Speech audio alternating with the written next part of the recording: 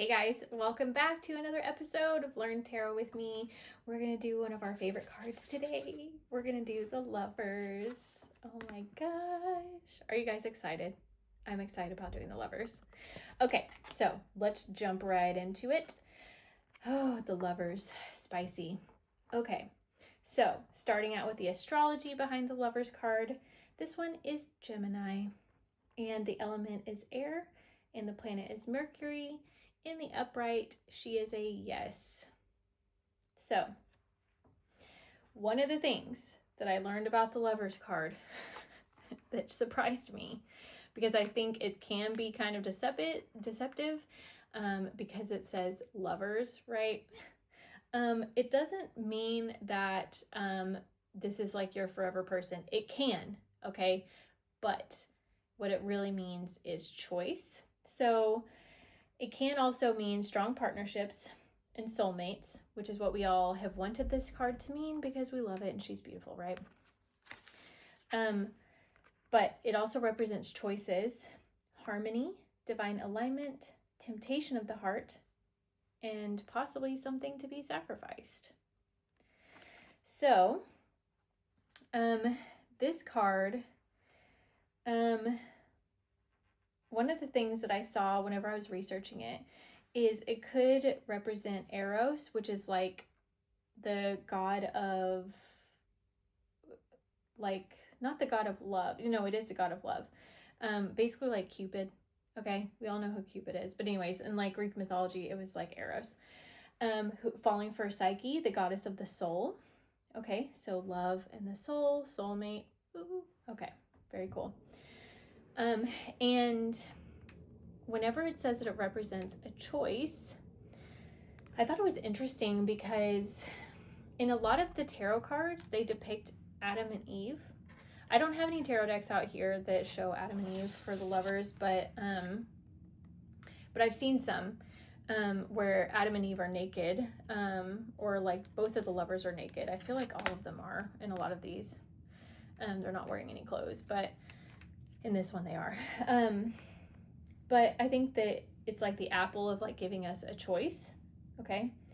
It's about conscious connections and raw honesty. And if you guys watched the last video, we did the Hierophant, which is card number 5. The Lovers is number 6. And the number 6, I believe, represents like harmony.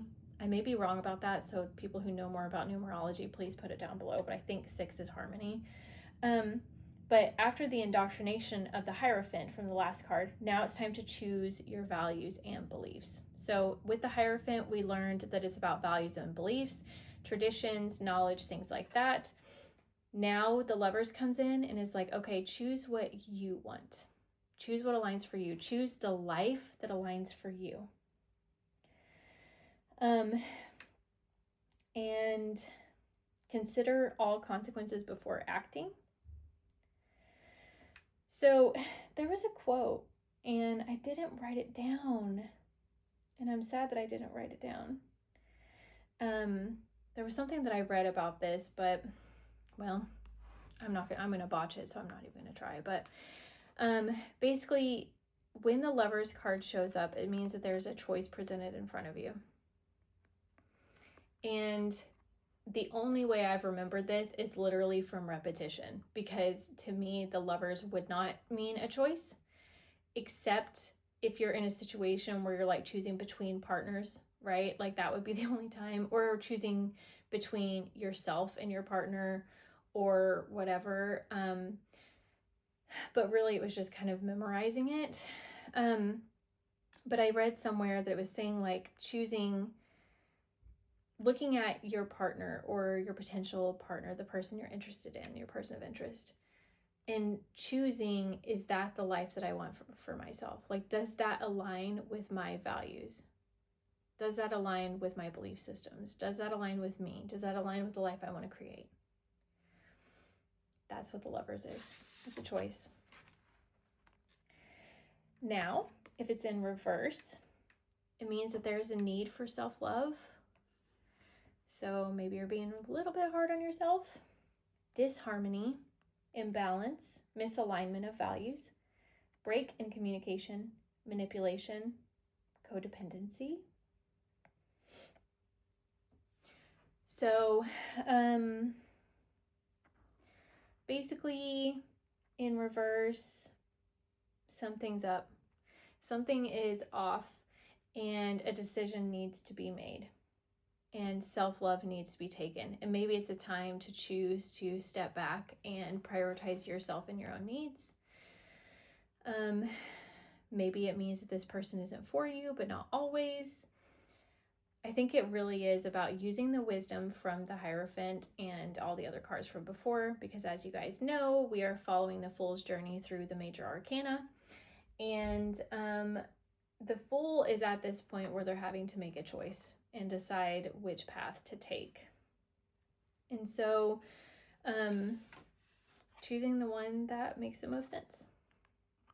Which I think it's interesting that this one has an eye in it, right? Which is kind of like the crown chakra. I don't know why that reminded me of that, but that like inner knowledge of being able to see everything and making a choice.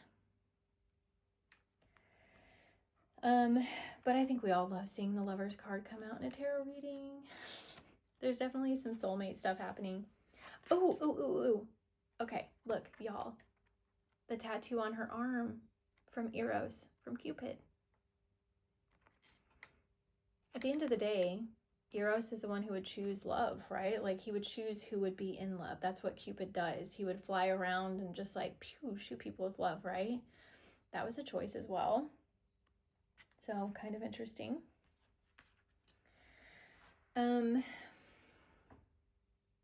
Let's talk about the Mythos Tarots. Let's get a little bit more insight into this one. So in the Mythos Tarots deck, the Lovers is Aphrodite. And we all know Aphrodite's a hot one. That's basically how I've known of Aphrodite, okay? Because she's a goddess of beauty, love, desire, and pleasure. So Aphrodite, most commonly known as the goddess of love and fertility, was one of the 12 Olympians. She was born from sea foam and was worshipped as a goddess of seafaring. She had a great love for Ares, but was subjected to an arranged marriage with Hephaestus and was known to have many mortal lovers. In the upright, the goddess of love Aphrodite has come into your life to bring open communication and raw honesty, as well as a level of vulnerability.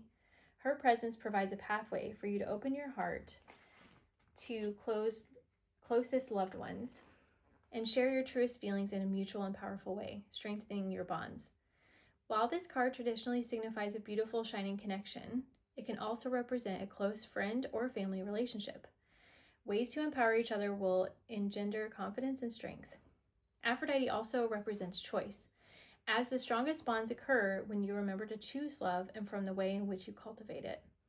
Another choice you make may be between opposing ideas or finding ways to bring them together to create something that is whole, discovering a balance between advantage and disadvantage, and accepting duality to build unity from which love flows. Now is the time to choose love, both for others and for yourself. In reverse, with Aphrodite in the fallen position, you are being warned of potential inner and outer conflicts surrounding you.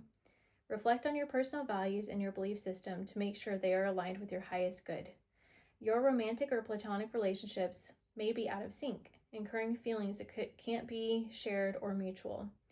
One person may be more emotionally invested, leading to disappointment and insecurity as time goes by. It could also manifest as strained communication and reluctance to open up emotionally.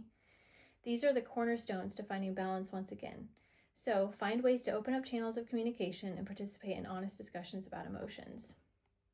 The presence of Aphrodite may also be trying to remind you to practice self-love and honor and respect who you are and the value you offer to all around you.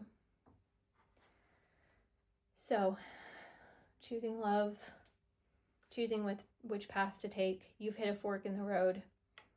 That's what she could represent. Or soulmate vibes. Soulmates. Love it. I freaking love the Lover's card. She's so much fun. And she's always so pretty. I find that like in most of my tarot decks, like the Lovers is like absolutely beautiful and very passionate as well. You know what's interesting, you guys? is this card in particular.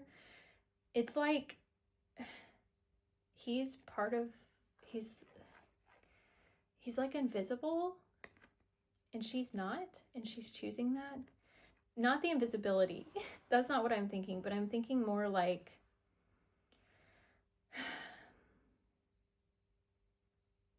I don't know. There's something there to this, but the words aren't coming to me. I have a feeling about it. Or like there's a reason why he isn't in a physical form and she is. If you guys know, comment below. What comes to mind when you guys look at this Lover's card? Tell me what you guys think the Lover's card means. What is your interpretation of all of this? How have you felt the Lover's cards have been for you in the past?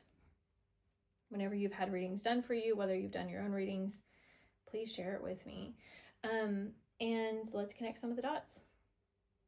So anyways, thank you guys for joining me today on the Lover's Tarot card. As a reminder, I post every Wednesday night and every Sunday morning UK time, so hit that subscribe button so you can follow along. And I will also, in the comments below, post a picture of these cards so you can follow along with me and also look at my notes as well.